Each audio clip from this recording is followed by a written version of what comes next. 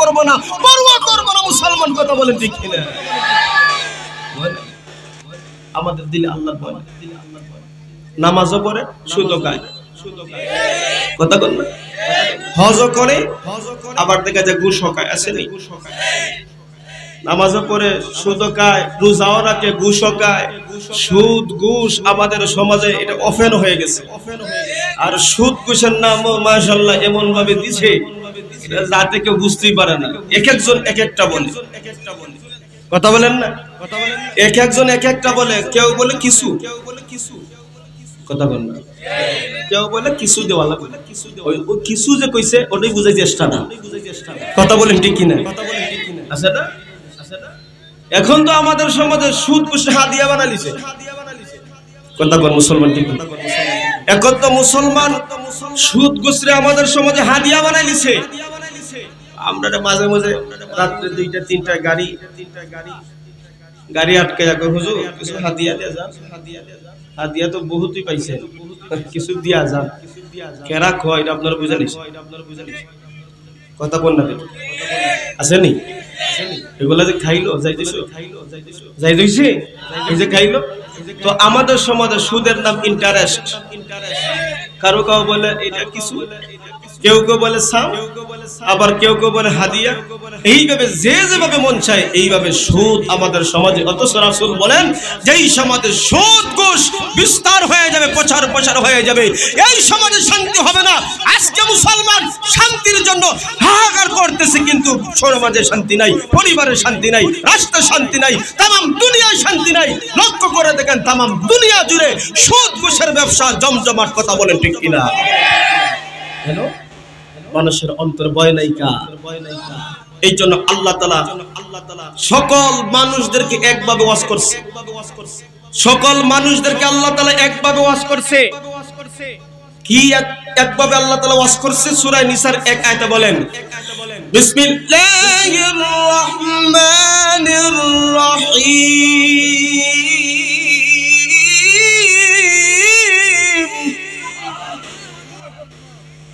يا أيها الناس اتقوا ربكم الذي خلقكم من نفس واحدة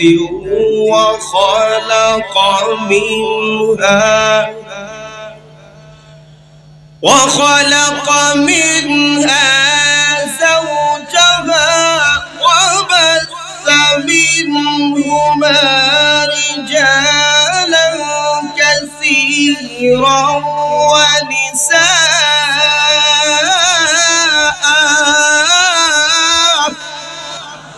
واتقوا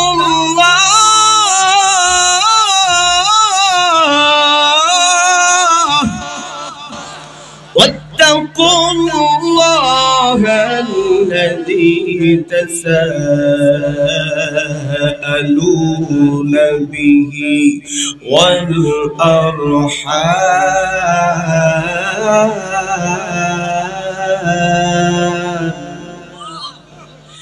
إن الله كان عليكم رقيبا।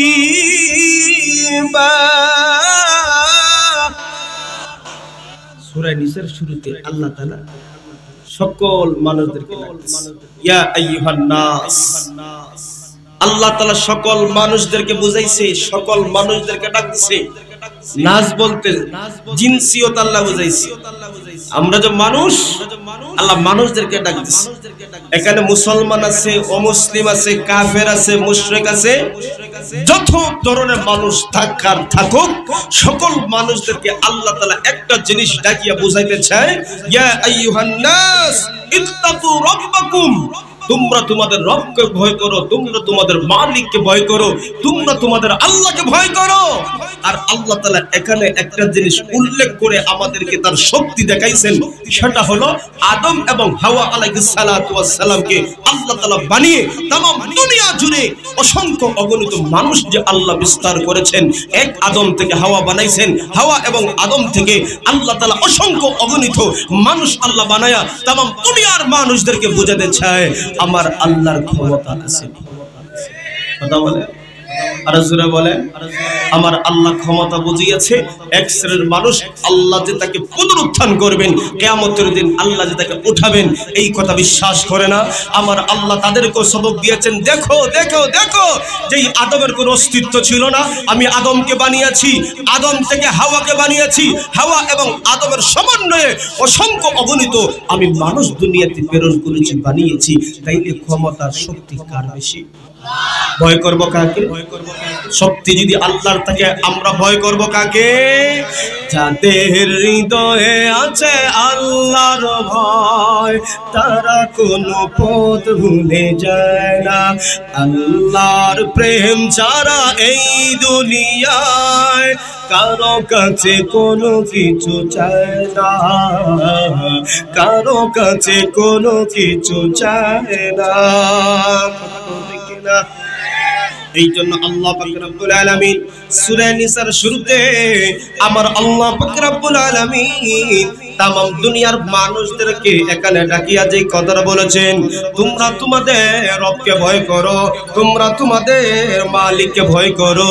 এই জন্য আল্লাহ পাক রব্বুল আলামিন तमाम দুনিয়ার মানুষদেরকে আল্লাহ এখানে শিক্ষা দিয়েছেন, তুমি মুসলমান হও, তুমি অমুসলিম হও, কাফের মুশরিক হও, ইহুদি হও, নাসারা হও, যত ধরনের লোক তুমি থাকো না কেন, আমার আল্লাহ আদম এবং হাওয়া আলাইহিস সালাতু ওয়াস সালামকে সৃষ্টি করে তার যে ক্ষমতা আছে, এই ক্ষমতাটা আমার আল্লাহ দেখিয়েছেন। এই জন্য আল্লাহকে ভয় করার দরকার আছে না নাই? অপরদিকে আল্লাহ পাক রব্বুল আলামিন तमाम কাফের মুশরিকদেরকে আমার আল্লাহ ডাক দিয়েছেন, কাফের মুশরিকদেরকে আমার আল্লাহ ডাক দিয়েছেন, ওগো পয়গম্বর, ওই সমস্ত কাফেরদেরকে বলে দাও, ওই সমস্ত মুশরিকদেরকে আপনি বলে দাও, যারা বুতের পূজা করে, লাতের পূজা করে, উজ্জার পূজা করে, গাছের পূজা করে, চন্দ্র পূজা করে, तमाम দুনিয়ার বিভিন্ন দেবদেবীর যারা পূজা করে, এই সমস্ত কাফের মুশরিকদেরকে আপনি বলে দিন, আমার আল্লাহ কাফেরদেরকে ডাকছেন কোরআনের মধ্যে। আমার আল্লাহ পাক রব্বুল আলামিন বলেন, কুল ইয়া আইয়ুহাল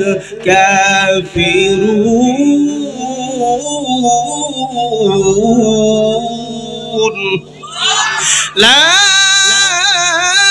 আ'বুদু মা তা'বুদুন ওয়ালা আনতুম আ'বিদুনা মা আ'বুদু ওয়ালা আনা আ'বিদুম মা আ'বাদতুম ওয়ালা أنتم عابدون ما أعبد لكم دينكم ولي دين।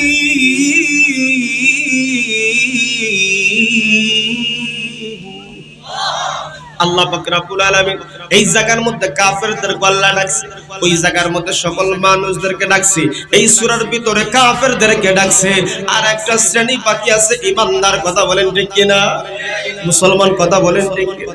এই জন্য আল্লাহ পাক রব্বুল আলামিন ঈমানদারদেরকে মায়া করে, আদর করে, যত্ন করে স্পেশাল ভাবে ঈমানদারদেরকে আল্লাহ তাআলা ডাকছে।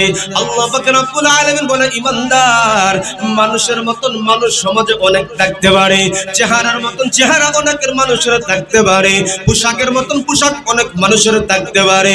যদি তোমার জীবনে ঈমান নাই, ওই জীবনের কোনো দাম নাই। তোমার জীবনে যদি আল্লাহ নাই, রাসূল নাই, কোরআন নাই, ইসলাম নাই, তাহলে তুমি সুন্দর হতে পারো, আমার আল্লাহর কাছে তোমার কোনো সরিষারও মূল্য। কিন্তু তুমি কালো, তুমি বিশ্রী, তোমার তোমার সম্পত্তি টাকা নাই পয়সা নাই কিন্তু অমূল্য ধন তোমার ঈমান আছে আল্লাহর উপর ঈমান আল্লাহ রাসূলের উপর ঈমান আল্লাহ কুরআন মানলা ইসলাম মানলা আল্লাহর হুকুম হাকাম পালন করলা আল্লাহ পাক রব্বুল আলামিন বলে বান্দারে তুমি কালো হতে পারো গরীব হতে পারো কিন্তু তুমি আমি আল্লাহর কাছে দুনিয়ার মধ্যে সবচাইতে বড় শ্রেষ্ঠ জাতি তুমি আল্লাহর কাছে সবচাইতে বড় দামি জাতি অর্থাৎ জাতি এক চেহারা এক পোশাক আশাক সবকিছু এক কিন্তু তার ঈমান না থাকার কারণে আল্লাহর কাছে কোনো মর্যাদা নাই কিন্তু তোমার ঈমান থাকার কারণে সমাজে তোমার সম্মান না থাকতে পারে আর সে আজিম ওয়ালার কাছে সম্মান আছে না নাই চেহারাটা দেখতে ভালো পোশাকটাও চমৎকার অন্তরে তার কালি ভরা কাজটা বড় কদাকার সমাজ আছে নেই চেহারা সব পোশাক আশাক সব ঠিকঠাক কিছু মানুষের চেহারা কালা আর অন্তরটা বালা কথা বল আর কিছু মানুষের চেহারা সাদা অন্তরটা কালা কথা বলেন ঠিক কিনা ভাই আরে বাহ ওই মানুষের চেহারা সুরত ঠিক নাই কিন্তু লুকটা বড় ভালো আর কিছু কিছু মানুষ আছে আপনার এসির ভিতরে থাইকেওয়া আইকেওয়ালা বাস ঢুকে কথা বলেন ঠিক কিনা চেহারাটা দেখতে ভালো পোশাকটাও চমৎকার অন্তরে তার কালি ভরা কাজটা বড় কদাকার তাকাও যদি মানুষ বলো একা যদি মানুষ বলো আমার বলার কিছু নাই মানুষ দেখিতে চলো এবার জাদুঘরে যাই সবাই হায় রে সাদের দুনিয়ায় মানুষ পাওয়া বড় দায় মানুষ দেখতে চলো এবার জাদুঘরে যাই সবাই চলবে না অসুবিধা এরকম ধোঁকাবাজ মানুষ সমাজে আসেনি কথা বলেন আসেনি না নাই রাস্তাঘাটে যায় না চলা এই মানুষের ভিড়ে আবার ওই ভিড়ের মাঝে কেহ অন্যের পকেট মারে পকেট মার নাই এই মুসলমান হাত তুলো জুড়ে হাত তুলতে গিয়ে পকেট যে আপনার ফাঁকা হয় দেখবেন এই জায়গা থেকে কেউ খামকিরালা কথা বলেন আসেনি আরে সুরত মানুষে কত ধরনের ধরে বলবো আরে ভাই লেবাস ধরে কত মানুষ চুরি করে আসেনি না নাই চেহারা দেখে সবকিছু আপনি অনুমান করতে পারবেন চেহারা পিটপা সবকিছু ঠিক আছে যদি চেহারা সুরত সবকিছু পোশাক আশাক ঠিক থাকে তাহলে মসজিদে ঢুকে কেন জুতা চুরি হয় কথা বলেন ঠিক না আওয়াজ দেন ঠিক না বেটি মসজিদের ভিতরে কোনো জুতা চুরি হয় জুতা চুরি হয়নি আপনাদের এলাকায় কথা বলেন আমার প্রাণের বন্ধুগণ আমার প্রাণের ভাইয়েরা মসজিদ হলো আল্লাহর পবিত্র ঘর এই ঘরের ভিতরে যাইয়াও কিছু মানুষ আছে আপনার যখন কোন সুবহান রাব্বিয়াল আলা সূরা জুতা কোন জোড়া বালা কথা বলেন ঠিক কিনা আসেনি না নাই মাথায় টুপি মুখে দাড়ি ধরেছে দেখো বেশ খুশে দেখো ভালো জিনিস কবেই হইল শেষ চোদ্দ বেশে মসজিদে ওই ঘোরা ফেরো খহরে সুযোগ পাইলে মুসল্লিদের জুতা চুরি করে নবীগঞ্জ শহরে মসজিদের জুতা চুরি হয়নি কথা কোন না কেন হয়নি সুবহানাল্লাহ যেইভাবে কোন হয় আমারটা রাখছি কেন আসেনি না নাই দেখার দরকার আছে কথা বলেন ঠিক কিনা আসলে এটা দেখার দরকার আছে দেখে রাখেন কথা বলেন জুতা চুরি হয়নি কারণ কে কোন বেশে আজকের মাহফিলে আসবে কারণ আজকের মাহফিল নবীগঞ্জের মধ্যে এক ঐতিহ্য দ্বীনি সংগঠনের মাহফিল এখানে যিনি প্রধান অতিথি আবার বছরের পর বছর জুতার স্যান্ডেল ছিঁড়া যায় কিন্তু উনার ডিপ পাওয়া যায় না আর আজকে এখানে মানুষের সমাগম হবে সকলে কি ঈমান মজবুত করার জন্য আসছে কথা বলেন কেউ কেউ আছে পকেটে হাত দিয়ে তার নিয়ে কাজ করতে পারে এই জন্য সাবধান সাবধান আমরা সকলকে সব জায়গায় সাবধান করতে চাই আপনি নামাজে যখন যাইবেন নামাজ যখন পড়বেন ওই মুহূর্তে আপনার কাছে আমাদের আবদার হইল দামি জিনিস ভালো জিনিস সামনে রাখবা তাইলে খুশু নামাজে থাকবে কিন্তু আপনি দামি জুতা পিছনে রাখছেন মনে মনে সুবহান রাব্বিয়াল আলা আকবার ওই যে জুতার কথা ইয়াদ করেন একটা পর্যায়ে এমন হবে আপনি সুবহান রাব্বিয়াল আলা সূরা কইব জুতা কোন সূরা বালা সালাম ফিরিয়া দেখবেন আপনার জুতাও নেই নামাজও গেল জুতাও গেল কথা বলেন ঠিক কিনা? এই জন্য আমাদের আবদার হলো নামাজ যখন পড়বেন তখন দামি জিনিস আপনার সামনে রেখে পড়েন, তাইলে জুতাও থাকবে, দামি জিনিসও থাকবে, নামাজও হবে। কথা বলেন ঠিক কিনা? তো এই কথাটা বলছিলাম, চেহারা দেখলেই প্রকৃতপক্ষে মানুষ হওয়া। আর জোরে বলেন। অথচ আল্লাহ বলেন, আমি আল্লাহ তোমাদেরকে এত সুন্দর অবয়ব আকৃতি দিয়ে বানাইছি, বান্দারে তোর সৌন্দর্য প্রকাশ পাবে তোর আমল দিয়ে। কথা বলেন ঠিক কিনা? আল্লাহ নিজেই বলেন, লাকাদ খালাকানাল ইনসানা ফি আহসানি তাকওয়ীম।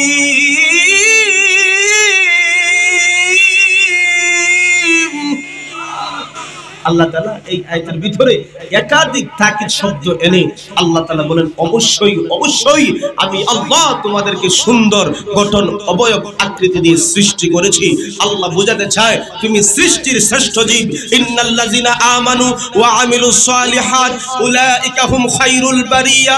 আল্লাহ বোঝাতে চায় তোমার যদি ঈমান থাকে, নেক আমল থাকে, তুমি দুনিয়ার সৃষ্টির সবথেকে শ্রেষ্ঠ জীব হয়ে যাবে।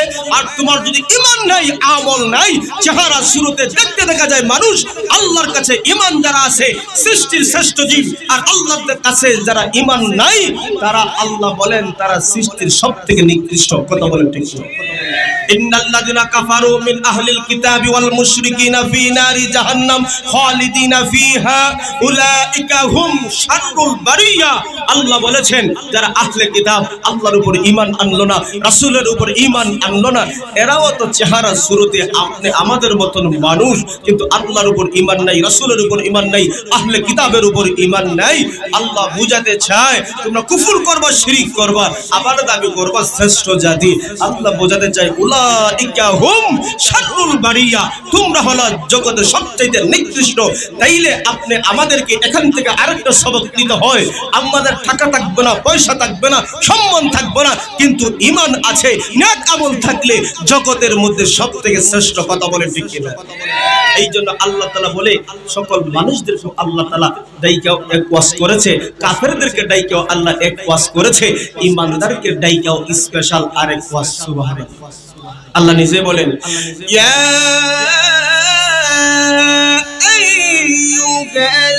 আইয়ুহাল্লাযীনা আমানু তাকুল্লাহ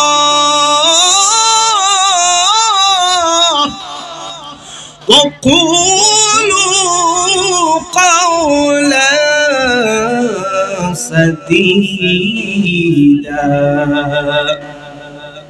এই জায়গার মধ্যে আল্লাহ পাক রব্বুল আলামিন ঈমানদার বান্দা বান্দীদেরকে আল্লাহ তাআলা রাখছে। আল্লাহ তাআলা বলেন, হে ঈমানওয়ালারা, তোমরা আমি আল্লাহকে ভয় করো, আমি আল্লাহকে ভয় করো।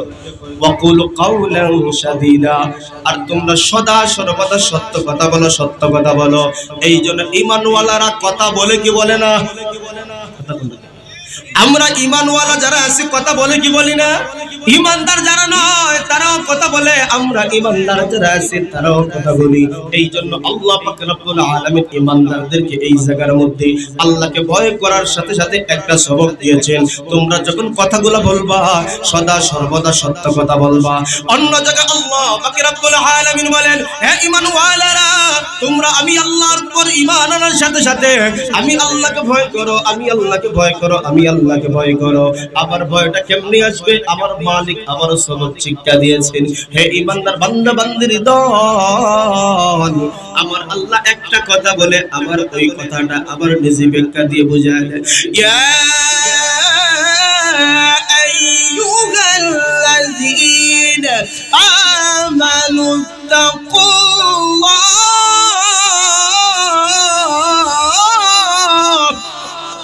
ওয়াল তানজুর নাফসুম মা قدمت لغد واتقوا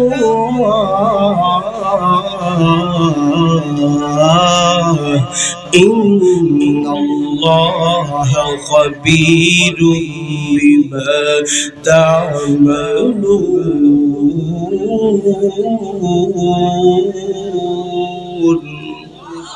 এই আয়াতের মধ্যে আমার আল্লাহ বলেন, হে বিশ্বাসীরা, বিশ্বাসীরা, হে মুমিন মুসলমানেরা, এই আয়াতের মধ্যে আল্লাহ তাআলা ঈমানদারদেরকে ডাক দিয়েছেন। আপনাদের জবান থেকে একটা আওয়াজ আমি শুনতে চাই, আমরা যারা এখানে বসে আছি সকল ঈমানদার কি ঈমানদার নয়? ইয়া ঈমানদার এই কথাটা আপনারা বলতে পারলেন না, সন্দেহ আছে? হ্যাঁ, কিন্তু কোন হাসে তো ঈমান যাইবো গা, কথা কোন ঠিক কি না? সন্দেহ আছে? কথা বলে সন্দেহ আছে? আমরা এখানে যারা বসে আছি আমরা ঈমানদার কি ঈমানদার নয়? ঈমানদার কারা গায়ে হাত তোলেন দেখি, আল্লাহ কবুল করেন, সকলে বলেন আমিন। আমরা সকলে এখানে ঈমানদার, তাইলে বোঝা গেল আল্লাহ আমাদেরকে ডাকছে। কথা বুঝেন না? আল্লাহ আমাদেরকে ডাকছে, হে ঈমানদাররা, হে ঈমানদাররা, হে নবীগঞ্জের ঈমানদাররা, শুনো শুনো শুনো। শুধু নবীগঞ্জ বললাম আপনাদের বোঝানোর জন্য, সকল ঈমানদারদেরকে আল্লাহ ডাক দিয়ে বলছেন, ইত্তাকুল্লাহ, তোমরা আল্লাহকে ভয় করো। আবার আল্লাহ বলেন ভয় আসবে কেমন করে, বইলা দিলাম তোমরা আল্লাহকে ভয় করো, আল্লাহকে ভয় করো। আবার আমি প্রেসক্রিপশন দিলাম না, তুমি শিখবে কেমন ভাবে। আল্লাহ আবার নিজেই বলে দিয়েছেন, হে মুমিন মুসলমানরা, তোমরা শুনো, ফালতানজুর নাফসুম মা কদ্দামাত লিগাদ, তোমরা আগামী কালের দিকে দৃষ্টি দাও, অর্থাৎ কিয়ামতের কঠিন ময়দানের কথা স্মরণ করো, যেই দিন আল্লাহর সামনে দাঁড়ায়া আমাকেও জবাব দিতে হবে, আপনার আমলের হিসাব দিতে হবে। আল্লাহ বলতে চায়, একজন মানুষের ভিতরে যদি কিয়ামতের কঠিন ময়দানের ভয়াবহ অবস্থার কথা তার অন্তরে যখন চলে আসবে, ওই মানুষটা চুরি করতে পারে না, ওই মানুষটা ডাকাতি করতে পারে না, ওই মানুষটা জুলুম করতে পারে না, ওই মানুষটা রোডের বদলে রাস্তায় বাস দিতে পারে না, পারে না। কথা বলেন ঠিক না? রোডের পরিবর্তে রাস্তা বাস আছে না? কথা বল না? তাহলে দুর্নীতি খুব কম হয়। কথা বলে সমাজে দুর্নীতি খুব কম হয়। যদি আল্লাহর ভয় অন্তরে থাকতো তাইলে কি ওই মানুষটা দুর্নীতি করতো? কথা বলেন না? যদি আল্লাহর ভয় থাকতো ওই মানুষটাকে দুর্নীতি করতে পারতো? দুর্নীতির এক রায় বসে জাগির করে জ্ঞান, দুর্নীতির এক রায় বসে জাগির করে জ্ঞান, কলম দিয়ে কামায় টাকা, কলম দিয়ে কামায় টাকা, ধরে সাধুর বান, ওরা শিক্ষিত শয়তান, ওরা শিক্ষিত শয়তান। সকলে বলতে পারবে না শিক্ষিত শয়তান? ও ভাই, এমন লোক আছে, আপনি একটা সাইন আনার জন্য গেছেন, হাঁটতে হাঁটতে আপনার স্যান্ডেলের বেল কেমনে কো বুঝো নাই, এটা আপনার অ্যান্টিবায়োটিক। চেয়ারম্যান সাহেব ওই যাইছে, এটা আপনার বিরুদ্ধে গেছিল, ভোট দিছে না, কত সহজে সাইন দিয়ে। কথা বলেন ঠিক না? এটা তো একটা, আরেকটা আছে,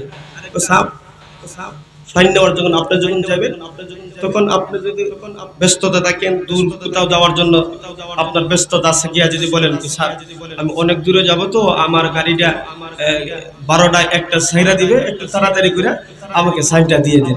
সেও বলবে আপনার কামটা সারাসারি সাইরা দেন, আমিও নামাজে যাব। কথা বল না? আপনি বলবেন স্যার আমি কি দিব, কি তাড়াতাড়ি করব, সাইন দিবেন আপনি তাড়াতাড়ি, আমি আমার গাড়ি ধরবো। সে বলবে না আপনিও তাড়াতাড়ি করেন, আমিও নামাজে যাব। এটা কি বুঝাইছি? কথা বলেন, এটা বুঝাইছি আপনি ওইটা দিয়া দেন, আমিও সান দিয়ে দেই, নামাজও পড়ে আসি। এখন আপনাদের কাছে আপনার প্রশ্ন হলো, হারাম খাইয়া যদি নামাজ পড়ে লাভ হবে? কথা বলতো মুসলমান, লাভ হবে? আমাদের সমাজে দুর্নীতি সুদ ঘুষ আসেনি? কত বলেন আসেনি? দুর্নীতির এক রায় বসে জাহির করে জ্ঞান, কলম দিয়ে কামায় টাকা, কলম দিয়ে কামায় টাকা, ধরে সাধুর বান, ওরা শিক্ষিত শয়তান। আজকে মন খুললে গান না কেনে, সরাসরি তো তারা কিছু কইতার না। কথা বলে ঠিক না? মন খুললে একসাথে বলেন, ওরা শিক্ষিত শয়তান। ওরা হলো দেশের লাগি মহামারীর মহতহন, ফাইলে কলম টেকায়া চালায় ওরা নির্যাতন। ওরা হলো দেশের লাগি মহামারীর মহতহন, ফাইলে কলম টেকায়া চালায় ওরা নির্যাতন। ঘুষের টাকায় ওদের ভুরি, ঘুষের টাকায় ওদের ভুরি, করে যে টান টান। ওরা শিক্ষিত শয়তান, ওরা শিক্ষিত শয়তান, ওরা শিক্ষিত শয়তান। বাজার অসুবিধা হয়? এই যুবক ভাই বললে অসুবিধা হয়? আওয়াজের মত চলবে, কথা বলে চলবে। এগুলোর মধ্যে আমাদের শিক্ষণীয় আছে না নাই? পীরগিরি আর মাজার পূজায় চলছে দেশটা জুড়িয়া, শিরক আর ভণ্ডামিতে দেশটা গেছে ভরিয়া। পীরগিরি আর মাজার পূজায় চলছে দেশটা জুড়িয়া, শিরক আর ভণ্ডামিতে দেশটা গেছে ভরিয়া। গাজার কলকে টান মারিয়া, গাজার কলকে টান মারিয়া দেখায় খাজার শান। ওরা শিক্ষিত শয়তান, ওরা শিক্ষিত শয়তান। গাঞ্জা করেছেনি? এই মুসলমান কথা বলা আছে না নাই? সমাজে গাঞ্জা করেছেনি, মদ করেছেনি? এটা হইলো সমাজের বন্ড। এই সমাজের অবস্থা রাত্রে দেখবা গরম, দিনে ঠান্ডা। কথা বলেন আসেনি? রাত্রে তাদের কোনো কার্যক্রম পাইবেন না। রাত্রে 10, 11টা 12টার পরে পুরো ঠান্ডা। কথা বলেন ঠিক কিনা? সমাজে আসেনি? এদের অবস্থা রাত্রে গরম, দিনে ঠান্ডা। এরকম বন্ডরা আমাদের সমাজে নাই। কথা বলেন আসেনি না নাই? এই সমস্ত ভণ্ডদের কাছ থেকে আপনি আমাদের ঈমান হেফাজত যদি করতে হয়, তাহলে ভয় করতে হবে কাকে? দুর্নীতিবাজের দুর্নীতি বন্ধ করতে হলে ভয় করতে হবে কাকে?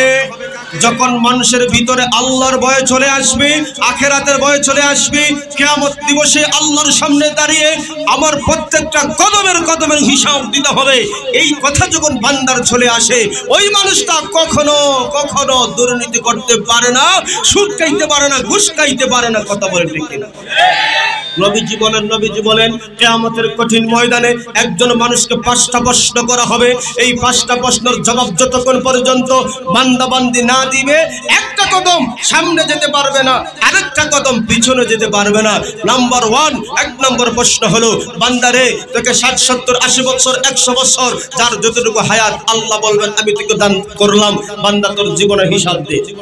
2 নম্বর রাসূল বলেন, এই 60, 70, 80 বছর জিন্দেগির ভিতরে যৌবনকাল নামে একটা যৌবনকালের অধ্যায় রয়েছে। এই যৌবনকাল তুই কোথায় কিভাবে কাটাইলি, বান্দা তুই হিসাব দে। 3 নম্বর রাসূল বলবেন, তুই মাল কিভাবে উপার্জন করলি, বান্দা তুই হিসাব দে। আবার মাল কিভাবে ব্যয় করলি, বান্দা তুই হিসাব দে। 5 নম্বরে আল্লাহ বলবেন, বান্দা রে তুই যতটুকু জানলি আমল করলি কিনা তুই হিসাব দে। এই 5টা প্রশ্ন আমাকে করবেন, আপনাকে করবেন, হিসাব কি দিতে পারবো? কথা কোনটা দেখি সম্ভব আছে? সম্ভব আছে? না না না, কার সম্ভব নয়। হ্যাঁ, বান্দার অন্তরে যদি থাকে আল্লাহর ভয়, ওই মানুষটা কখনো গুনাহ করতে পারে। এই জন্য আল্লাহ পাক রব্বুল আলামিন বলেন, ইয়া আইয়ুহাল্লাযীনা আমানু তাকুল্লাহ ওয়াল তানজুরু নাফসুম মা কদ্দামাত লিগাদ ওয়াত্তাকুল্লাহ ইন্নাল্লাহা খাবীরুম বিমা তা'মালুন। এই জন্য আল্লাহ পাক রব্বুল আলামিন বলেন, ওয়া মান ইয়াত্তাকিল্লাহ ইয়াজআল লাহু মাখরাজা। আল্লাহ পাক রব্বুল আলামিন বলেন, হে আমার বান্দা বান্দির দল, হে আমার গোলামের দল, তোমরা ভালো করে শুনো। তোমার অন্তরে যদি আল্লাহর ভয় থাকে, আল্লাহর ভয় থাকে, তোর জীবনে বিপদ থাকতে পারে, মুসিবত থাকতে পারে, তোর জীবনে বিভিন্ন সমস্যা থাকতে পারে। আল্লাহ পাক রব্বুল আলামিন বলেন, এই সমস্ত বিপদ মুসিবত থেকে তুমি যদি উদ্ধার হতে হয়, যদি উদ্ধার হতে চাও, আল্লাহ সবক দিল, তোমরা আল্লাহকে ভয় করো, আল্লাহকে ভয় করো। যদি আল্লাহকে ভয় করতে পারো, আমার আল্লাহ পাক রব্বুল আলামিন ফলাফল দিয়েছেন। ওই আল্লাহ পাক রব্বুল আলামিন ফলাফল ঘোষণা করে দিয়েছেন, আমি আল্লাহ তাআলা তোমার এই কঠিন বিপদ থেকে এমন একটা পথ আমি বাহির করে দিব, বান্দা তুই কল্পনা করতে পারবি না। এই জন্য তাফসীর জালালাইন শরীফের মধ্যে উল্লেখ করেছেন, যার অন্তরে আল্লাহর ভয় থাকবে, আমার আল্লাহ এমন একটা পথ বাহির করে দিবেন।